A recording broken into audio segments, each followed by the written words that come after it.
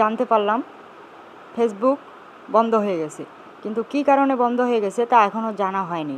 বাংলাদেশ সার্ভারে ফেসবুক বন্ধ করে দেওয়া হয়েছে, আর কখন এটি খুলে দেওয়া হবে তা এখনও বিস্তারিত জানা যায়নি।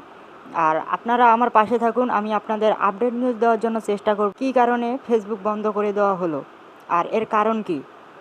আর এসব জানতে আপনারা অবশ্যই আমার পাশে থাকুন, আমার চ্যানেলটাকে সাবস্ক্রাইব করুন এবং বেল বাটনটিকে ওপেন করে রাখুন, তাহলে আমি আপনাদের আপডেট নিউজগুলো দিতে পারবো।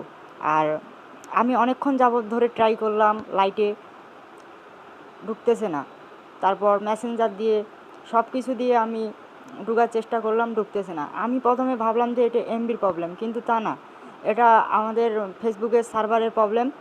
সার্ভার থেকে ফেসবুক বাংলাদেশে বন্ধ করে দেওয়া হয়েছে। কী কারণে দেওয়া হয়েছে তা আমি আপনাদের বিস্তারিত পরে জানাবো।